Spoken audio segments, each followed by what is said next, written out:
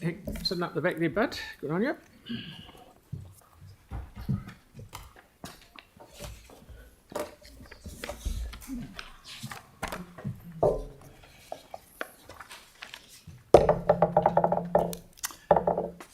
Mayor and Councillors, thank you very much for the opportunity to make this submission on the Christchurch City Council draft annual plan. We'd like to acknowledge and thank the efforts and professionalism and dedication of the Christchurch City Council Heritage Team, and we ask that the Mayor and Councillors communicate to the Heritage Team our appreciation of their efforts and endeavours. Historic Places Canterbury supports the allocation of funds for what we presume is the restoration of part of the Canterbury Provincial Council buildings.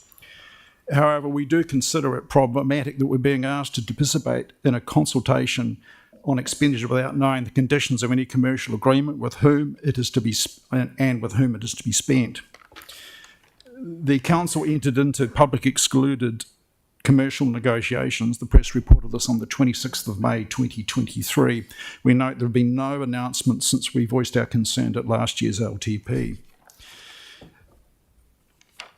We submit that the council should have adopted and now has the opportunity to conduct a full, robust, consultative, open process in regards to the options of restoration, funding and repair of the provincial council chambers.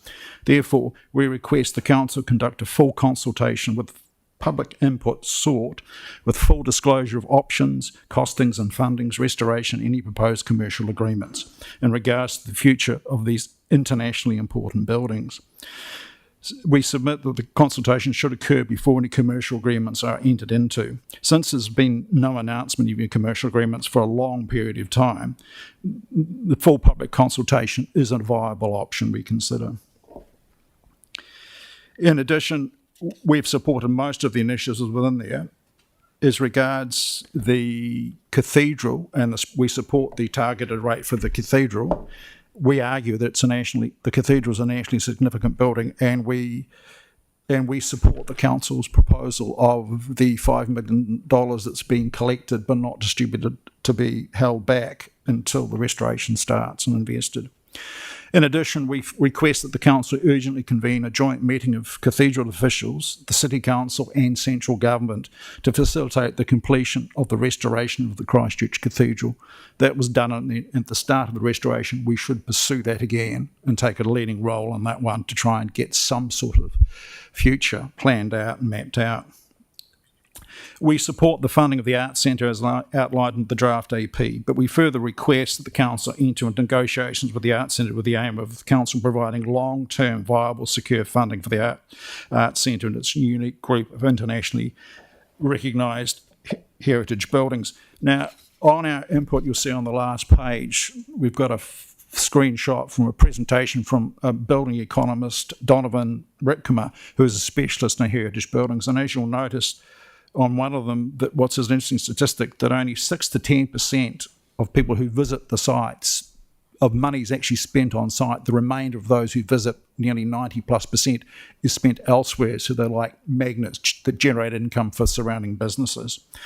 Of interest that you will be, that we're not asking is heritage just simply because it's an investment incentive because we want to. There's hard economic benefits, as you'll see from the Mount Vernon statistics and study, that heritage visitors stay longer, visit twice as many places and spend 2.5 times as much money per trip than non-heritage visitors. We're assuming that Christchurch NZ is briefing you on the economic benefits of heritage in regards to tourism, etc., and also on the economy. If not, we can provide you with copies of that PowerPoint presentation. Now, in addition, we've also asked that the Council reinstate heritage incentive grants, the HIGs, as well as intangible heritage grants. Now, the Christchurch City Council is the only metropolitan city in Aotearoa, New Zealand, not to offer heritage grants. HBS in our research has found Auckland, Hamilton, Wellington and Dunedin city councils offer heritage building grants and information on their websites.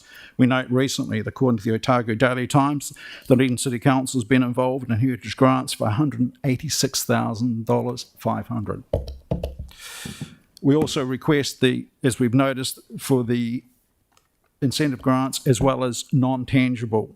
Part of the reason for our intangible heritage grant fund to be reinstated is that some of those will that's really community groups will use that to provide local history, which feeds into the telling of local stories, which feeds into the tourism initiatives, etc., and strengthen the sense of identity in the communities. It will also feed back into the council's Canterbury Stories website as they do the research, which we put back into there. And by the way, fully endorse the Canterbury Stories initiative. We think it's great. In addition, I should remind you, and also applies to the Art Centre, the Council's got its Heritage Strategy, Our Heritage, Our Taonga, Heritage Strategy 2019-2029, where the Council has a role as a partnership and leadership role as also funder. And we think you're in breach of your strategy by not offering, as well as being an outlier regards metropolitan cities in New Zealand. In addition, by the way, as regards intangible, part of that intangible was a $28,000 $500 grant for groups that were part of Heritage Week to cover the running of heritage events like public liability insurance, etc. And that helps with groups who are doing public events. In addition, we'd also request that the Council enter into negotiations with Ferrymead Trust, which is administering the park, and reach an agreement to secure long-term council funding that ensures the long-term viability of this unique organisation. Our argument is basically there are a number of nationally significant heritage collections based in Ferrymead, of which the volunteers are adding to every year. Hall of Flame is one, the railways, there's also the photography, etc., and the post office. There's quite a number. And the council is really offering seed money, of which they're leveraging to do it. So it's an asset for the city. We think they deserve long-term funding, secure funding to know where they're going. It's very hard to plan ahead if you're doing funding that is effectively ad hoc. And the only other request that we make on council-owned properties, which we made last year, that any ones that are deemed surplus, that the heritage team actually make an assessment of those ones and that they be offered to community groups first before any commercial offering is made.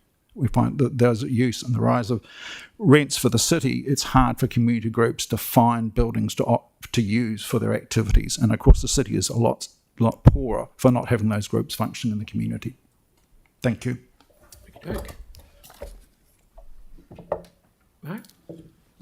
Yeah, just wanted to pick up on that point mentioned about speaking with government ourselves in the cathedral. Can we investigate the ability to do that and see if we can't get something set up to have a conversation? Can do. Yeah, Yep. we'll investigate that. Yep. No problem. All right. Thank you very much. Good to see you again. Right. Online we have Luke